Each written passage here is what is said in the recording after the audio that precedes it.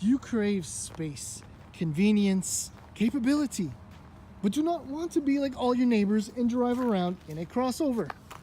My friends, Volkswagen has an option for you. And it is this, the new Golf Sportwagen. Well, actually, it's not completely new. It's been around for a couple of years, but things have changed for 2019. Why am I so sure? How am I so sure that this car will meet and exceed your needs and wants? Because it can be configured in a number of ways. For 2019, the base front-wheel drive car comes with a new 1.4 TSI, that is a turbocharged 4-cylinder engine. With a 6-speed manual transmission, it retails for $24,400, which is quite affordable if you ask me, and that's a comfort line trim. The optional transmission is an 8-speed. If you want a 4MOTION all-wheel drive like this one, with a manual 6-speed transmission, pricing starts at only $25,900. This is the equivalent of a Highline with the 6-speed manual transmission. It retails for $29,000. Yes, you get the lovely little spoiler up there, the roof rack, the 17-inch Dijon wheels, the LED headlights, LED tail lights. Everything you see here is included. Now, about the space, convenience, capability, check this out. Compact car, right? This, my friends, is 860 liters of trunk space, top to bottom, left to right. 860 liters. And if you put the seat back down, that's over twice as much space. You also get a little bit of a cubby hole under there. Nice little spots for extra storage on the sides. It's brilliant. Your handles for the seat back.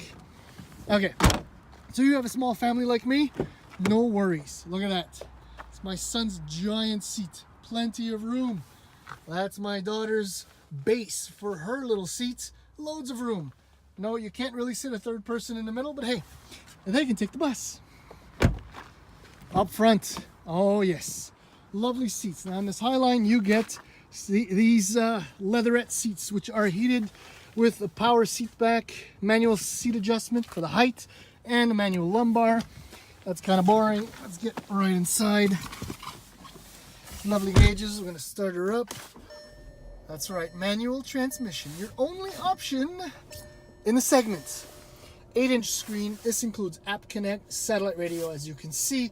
It's got Apple CarPlay. It's got Android Auto. It's got a lovely screen up here that is configurable with all kinds of information. This car, lovely steering wheel. Everything's very sporty and spacious. I love the door bins here. A little bit of a spot down here for all kinds of stuff. The armrest is adjustable. Absolutely love that. See, sitting back, low and down. A little bit of a hidden cubby hole there too. But you know what? That's just right, the convenience parts, the utility part. But the drive, this is not drive like your typical crossover. So let's go for a spin. Oh, and by the way, before I move on to the drive, full disclosure, this is a 2018, not a 2019. The only difference is that you have Climatronic in the 2019 with the dual zone climate control, so you'll have the temperature readings on both sides and the controls on both sides. That's it. Enough chit chat. Quite frankly, there's only one downside to driving a Sportwagen, and that's especially true when you compare it to, say, the Tiguan and its 2-liter turbocharged engine. And although the 1.8T is fairly torquey, 199 pounds as of 1600 RPM, 168 horsepower for 2019. Is that when, you know, the wife's in the car, the kids are in the car, and the boot has the giant stroller and the bags for our day trip to Grandpa and Grandma's, merging onto the highway like I'm doing right now requires either a little bit more patience or a little bit more commitment. Now I'm alone in the car.